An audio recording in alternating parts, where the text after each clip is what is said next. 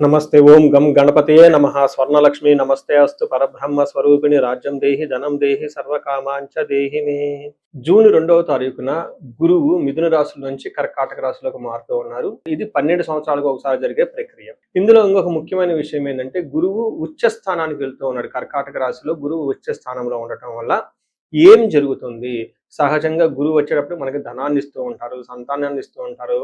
తర్వాత శుభకారకుడు అంటే చెడు జరగకుండా శుభాన్ని ఇచ్చేవాళ్ళు ఉంటారు. యజ్ఞాలు, హోమాలు, టీచరు, ఇలా ధనము, తర్వాత ధర్మరక్షణ, ఇవన్నీ గురువు వల్ల జరుగుతూ ఉంటాయి. కాబట్టి ప్రతి మనిషికి మనం ఇప్పుడు చెప్పుకున్న విధంగా గురువు వాళ్ళ జీవితంలో రకరకాల పాత్రల ద్వారా పోషించబోతున్నారు. ఇవి వాళ్ళకి అనుకూలంగా ఉంటాయా, ప్రతికూలంగా ఉంటాయా అనేది మనం ఈ గురువు మారటం ద్వారా 12 రాశుల వరకు ఎలా ఉందో మనం చూద్దాం. మనం తులారాశి చెప్పుకుందాం. తులారాశి 2025లో బాగున్న రాశుల్లో, 2026లో కూడా బాగున్న రాశుల్లో ఒక రాశి తులారాశి. ఇప్పటిదాకా గురువు మీకు 9వ స్థానంలో ఉండి చక్కగా విశేషంగా లాభించారు. అయితే జూన్ తర్వాత 9వ స్థానంలో ఉన్న గురువు 10వ స్థానానికి వెళ్తూ ఉన్నారు. ఇక్కడ గురువు ఇప్పటిదాకా మీకు ఫ్రీ ఎంట్రీ పాస్ ఇచ్చేసినట్లు అనుకోవాలి. అయితే ఇక నుంచి మీకు రెస్ట్రిక్టెడ్ పాస్ ఇస్తారు.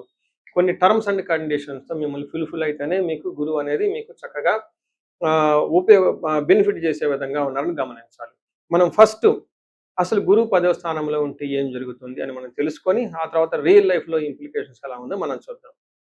మనకు సంస్కృతంలో మహర్షులు ఏం చెప్తారంటే ధాన్యనాశ, ధనచ్ఛేద, వృధా సంచారణం, భయం,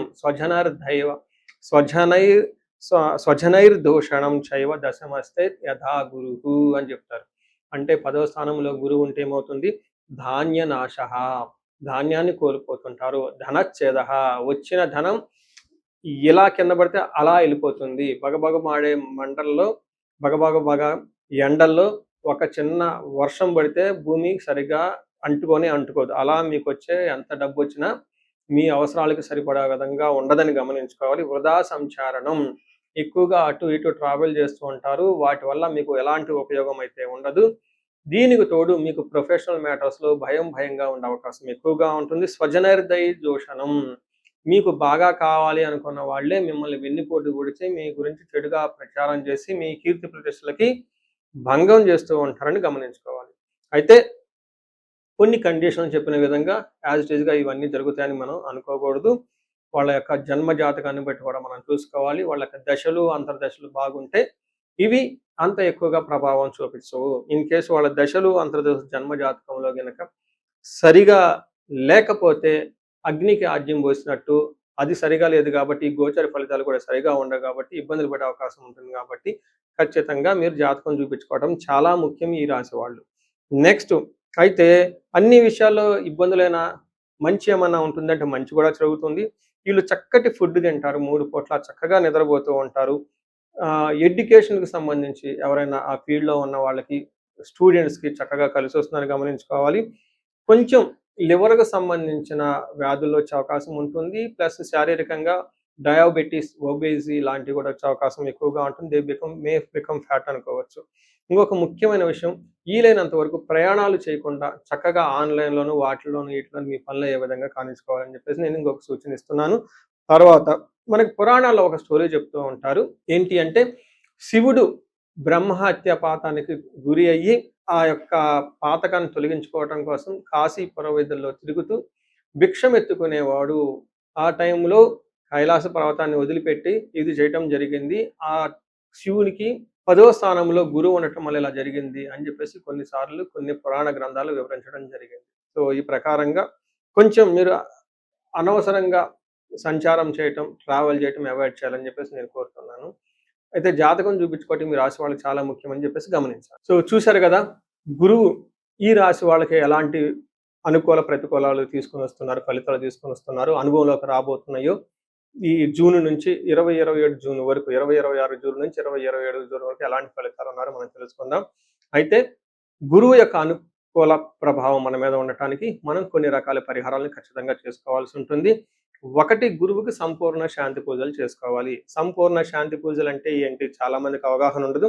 గురు గ్రహానికి మన శాస్త్రాల్లో, గ్రంథాల్లో ఏదైనా గనక ఒక గ్రహం మనకి సరిగా అనుకూలించకపోతే ఆ యొక్క గ్రహం యొక్క మనం ప్రతికూల పరిస్థితుల నుంచి అనుకూలంగా మార్చుకునే ప్రక్రియ ఉంటుంది. దీనికి పరిహారాలు అంటారు. మనకి శాస్త్రాలు ఏ విధంగా చెప్పారంటే గురువుకి జప సంఖ్య 16,000 సార్లు చేయాల్సి ఉంటుంది. అధిదేవత, ప్రత్యధి దేవత ఇంకొక 3,000, 2,000 సార్లు చేయాల్సి ఉంటుంది. సుమారుగా గురుగ్రహానికి ఇటు అటుగా ఒక 20,000 సార్లు జపం చేయాల్సి ఉంటుంది. అలానే గురుగ్రహానికి తర్పణం చేయాల్సి ఉంటుంది. గురుగ్రహానికి దానం చేయవలసి ఉంటుంది. గురుగ్రహానికి హోమం చేయవలసి ఉంటుంది. ఇలా ఈ 4 రకాల ప్రక్రియలను ఎవరైతే చేస్తారో గురుగ్రహ సంపూర్ణ శాంతి పూజలు అంటారు. అయితే ఇండివిజువల్గా వాళ్ళు చేసుకోవటం కష్టం కాబట్టి సద్బ్రాహ్మణుల్ని, దేవాలయాల్లో ఉన్న పండితుల్ని, లేకుంటే గురువు యొక్క మంత్రాన్ని తీసుకొని వాళ్ళు కొన్ని లక్షల సార్లు, వేల సార్లు ఉపాసన చేసి చక్కగా సాధన చేసిన వాళ్ళ దగ్గరికి వెళితే ఆ మంత్రం వాళ్ళ ద్వారా సిద్ధించి గురువు యొక్క అనుకూలం మీకు అనుకూలంగా ఉంటుంది. ఇది కాకుండా గురువుకి సంబంధించిన దేవాలయాలు అంటే మేధా దక్షిణామూర్తి కానివ్వండి, లేదంటే హయగ్రీవ సంబంధించిన దేవాలయాలు చక్కగా విజిట్ చేయటం చాలా మంచిది. ఇంకా ముఖ్యంగా గురు గ్రహం యొక్క శాంతికి మీరు ఆశ్రమాలు చక్కగా విజిట్ చేయొచ్చు. భగవద్గీత, పురాణాలు, వేదాలు, వేదాంతాలు ఇలా యాన్షియంట్ స్క్రిప్చర్స్ పురాతనమైన గ్రంథాలను తెలుసుకొని అర్థం చేసుకుంటే చాలా బాగుంటుంది. గురుగ్రహ శాంతి గురించి ఇంకొకటి ముఖ్యమైనదంటే మీకు చదువు చెప్పిన గురువుల్ని వాళ్ళ దగ్గర ఆశీర్వాదం తీసుకోవడం చాలా ఇంపార్టెంట్.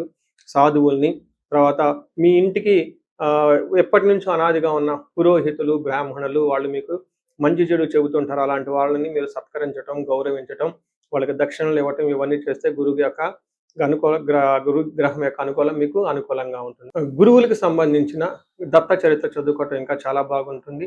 ఇంకా మీరు ఆశ్రమాలలో కనుక కొన్ని రోజులు కనుక టైం స్పెండ్ చేయగలిగితే అక్కడ యోగా చేయటం, మెడిటేషన్ చేయటం ఇవన్నీ చేస్తూ ఉంటే గురు గ్రహం యొక్క బలం పెరిగి ఇప్పటిదాకా మనం చెప్పుకున్న పరిస్థితుల్ని చక్కగా ఇంకా మంచి అద్భుతమైన రిజల్ట్ వచ్చే అవకాశం ఉంటుంది.